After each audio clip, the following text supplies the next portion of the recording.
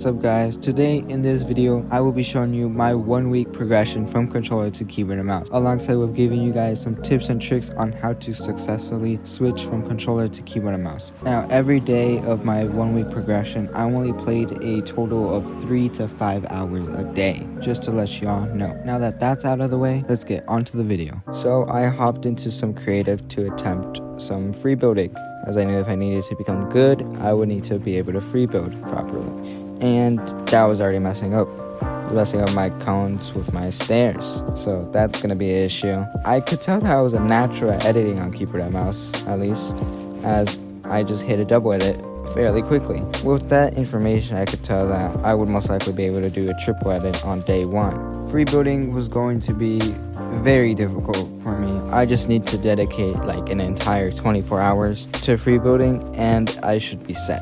After freebooting for about, I would say an hour to 30 minutes, I decided to go ahead and hop into an editing map, since I knew that if I wanted to become good at keyboard and mouse, I would need to be able to edit easily. I decided to start off the beginner's course, even though I could tell that this was going to be easy, and once I started, this was indeed easy.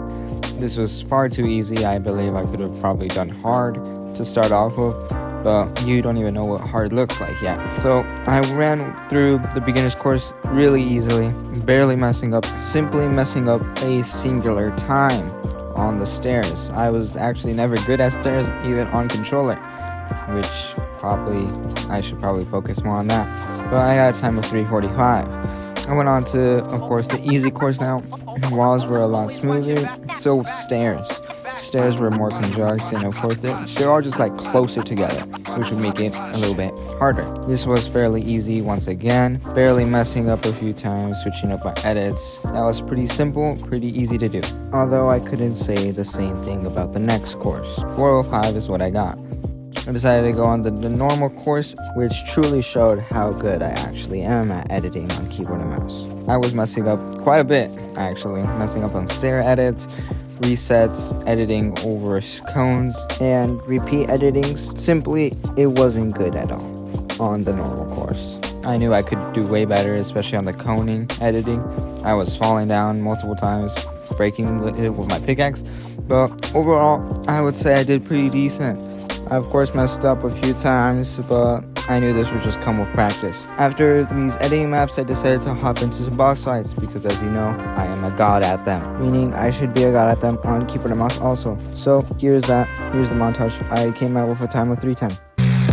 Wake up to reality.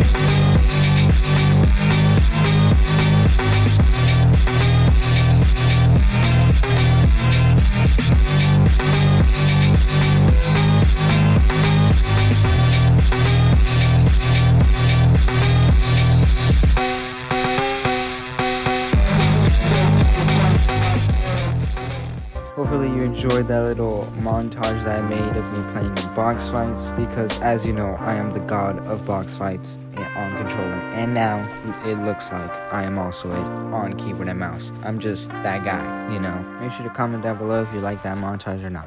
But onto the video, let's keep talking about my transition from controller to keyboard and mouse. It is day 7. I have most definitely improved. You can see how I am doing some retakes. These of course are simple retakes. Anybody can learn them. Pretty cool for me at least. I can now do 90s consistently. Nothing too special yet at least, but way better than day 1 for sure. I am an even better god at box fights now, as I have most definitely improved in box fights. Public matches too. I haven't done too many of those, but I did compete in a tourney that was 2 days ago or 3 now. Depends when I'm posting this video. I did win a game.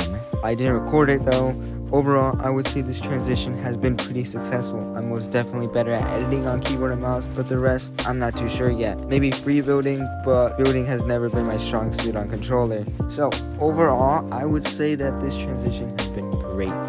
I've learned a lot. I'm doing a lot better. I can see a bunch of improvement. So I don't know, I'll probably make a video with 1 month progression, because I can most definitely see that, like a huge progression in just a month of not playing controller controller. Like I said in the beginning of the video, I have not touched the controller since I started playing Fortnite on keyboard and mouse. I'm going to go ahead and share the tips and tricks that I learned to transition perfectly from controller to keyboard and mouse, or if you're just learning keyboard and mouse now. Y'all know why you clicked this video. Simply for the tips and tricks. Hopefully you did watch the video and not just skip to this point, but if you did, I don't blame you. Now, I'm going to give you a total of 8 tips and tricks that will benefit you if you are currently or thinking about switching from controller to keyboard and mouse. I'll start off with the most important tip, which is a single word: practice. I did not stop practicing for at least day 1, which was around 5 hours straight. I did not fight any players or anything. I simply practiced for 5 hours straight in creative, grinding out edit courses, aim courses, building courses, piece control practice for 5 hours straight. That's the number 1 best tip for you, is simply to practice. The second best tip and trick that I can give you is to not go back to controller. If you are repeatedly dying in zone wars or public matches or anything that involves other players, don't pick up that controller for a single round. Since if you do, once you go back on keyboard and mouse, it will feel like you're learning it all over again. Third tip I can give you is to be patient. It was on day 3, I believe, is when it no longer felt weird having my hand placements on my keyboard and mouse. The fourth tip I can give you is to diversify your practice. I made a mistake by not doing this. What I mean by this is to not just simply practice, but if you have a friend that is a literal god at Fortnite, simply 1v1 them. I would recommend in all regions, being box fights, zone wars, and build battle. It will make you realize your mistakes. Like if you're doing high ground retakes and you forgot to place a cone above you, to where he simply put a cone above you and piece controlled you, it will help a lot by realizing your mistakes. The 5th best trick I can give you is to make sure your equipment is good.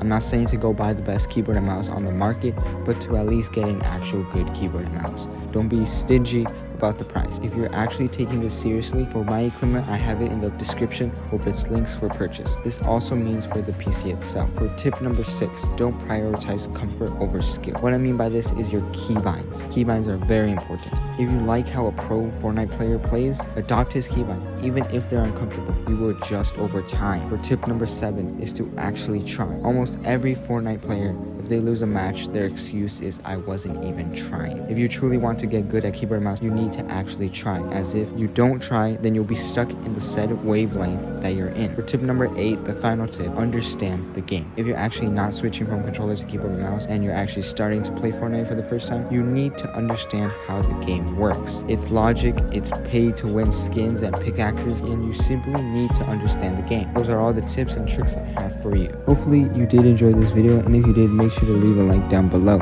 It's literally free and takes only a second out of your day. Anyways guys, I'm gonna see you all in the next video.